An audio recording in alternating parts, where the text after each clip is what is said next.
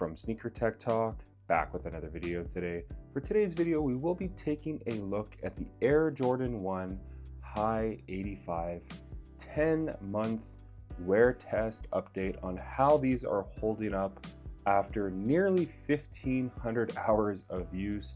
So without further ado, let's take a look at these shoes.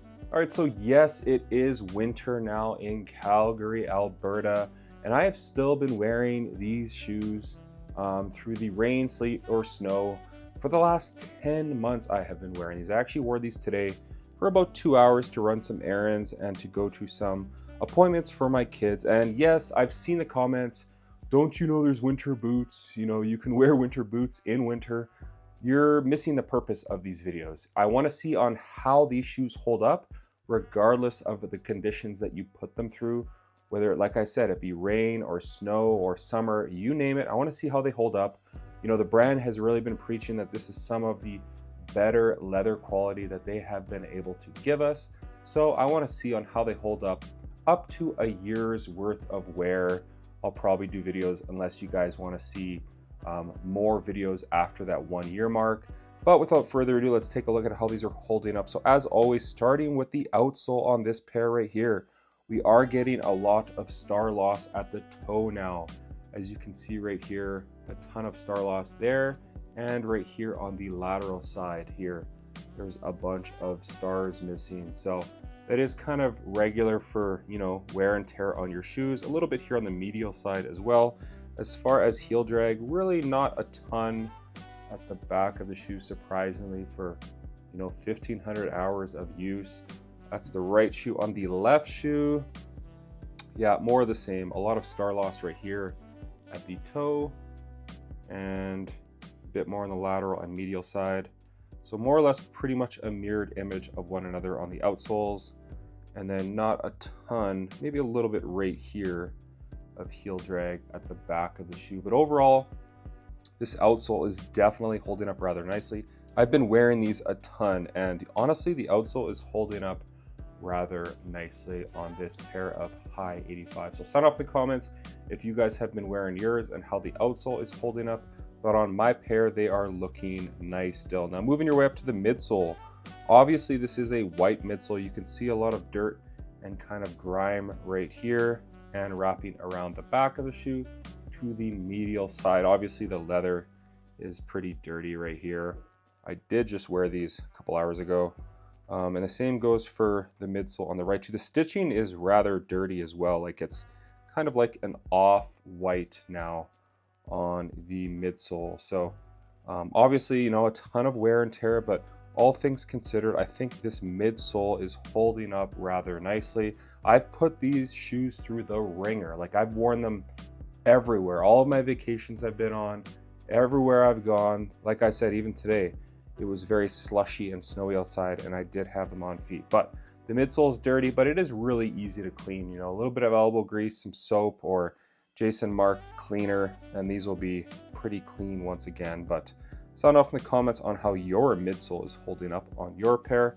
Obviously, you can see right here, it's pretty dirty. But overall, I am happy on how the outsole and midsole is holding up on this pair. Then as far as the cushioning goes, obviously you guys know the cushioning setup on the Air Jordan 1 High 85 is a rubber cup midsole. It is board lasted on the inside underneath that insole. I think I have the right shoe's insole out. As you can see, it's a cardboard last underneath the insole. And then at the heel, you do have a polyurethane wedge at the back of the shoe right here. And inside of that polyurethane wedge is an air sole unit. Can you feel that air sole unit? Absolutely not. It's a pretty traditional Air Jordan 1 cushioning setup. It's very low to the floor, especially in the forefoot, like you are sitting on the floor. At the heel, it's a little higher, but you don't have any compression. The only compression you have from the cushioning setup is the insole. Now, the insole on my pair is completely cooked. Like it's super worn down and like paper thin right here, especially where the big toe, the ball of the big toe sits. And then in the heel, like there's nothing left. But it is an OG inspired insole with that kind of yellow foam and white foam under it. It does say highest quality right here in Mandarin, which was under the Strobel unit of the original pairs made in Korea. So obviously, you can swap this out for like a move insole or something more comfortable, but I have been wanting to wear the shoe kind of in its stock feel up to a year, and then kind of reassess things on how the shoe is holding up. But the insole is, paper thin.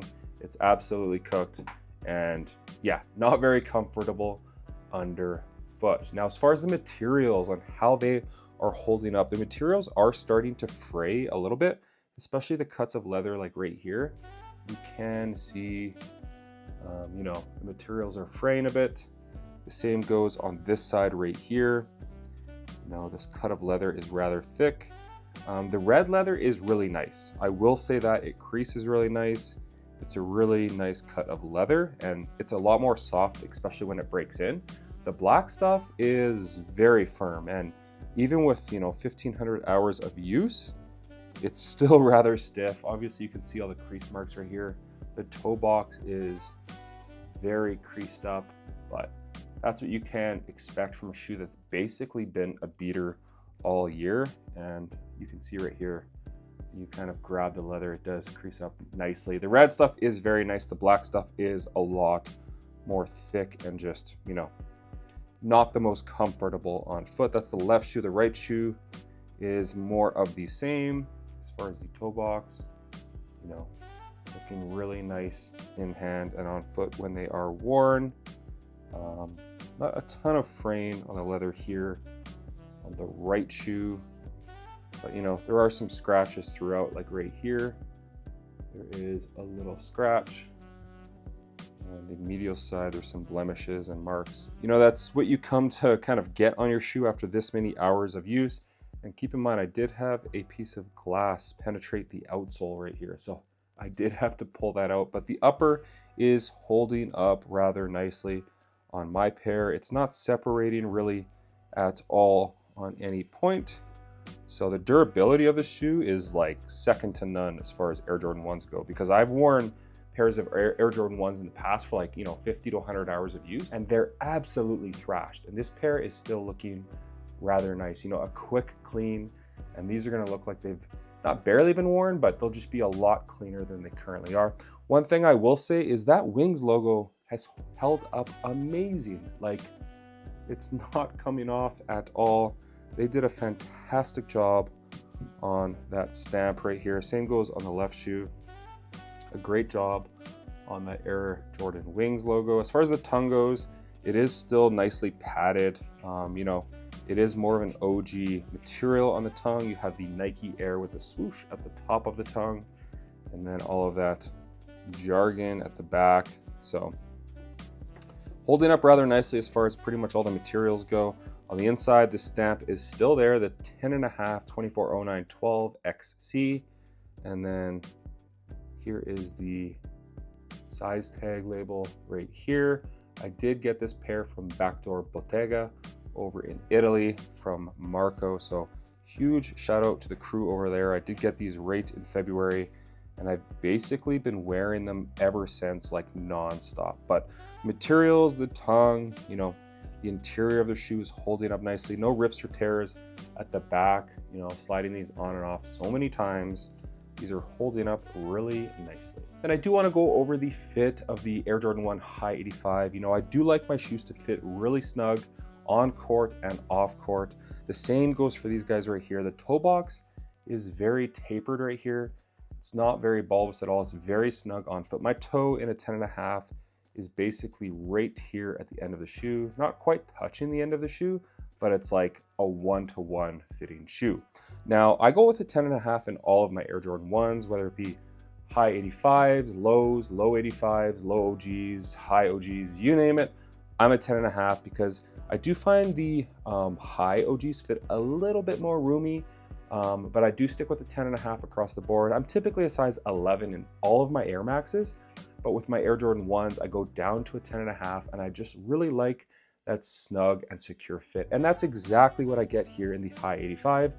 Really no extra volume or room within my shoes, just a glove-like fit on foot. But sound off in the comments How do you guys like your Air Jordan 1 high 85s to fit? Do you like them kind of like a thumb's width at the end, or a little bit of room, or a one-to-one fit? Sound off in the comments and let me know. One other thing I did want to cover is the laces. I do have the Foxtrot Uniform 85 laces in the shoe in the kind of weathered or worn in varsity red pair right here. I do think they look really nicely. I do prefer the black look, but I did toss these in, I don't know, 3 or 4 months ago now, and I think they look great on foot. So these are the Foxtrot Uniform laces currently in this pair, but you know, the updated laces that they did put in these are basically a one-to-one of the original. So great job, Jordan brand. They're just a little bit short for my liking, but I do like the length of this Foxtrot pair.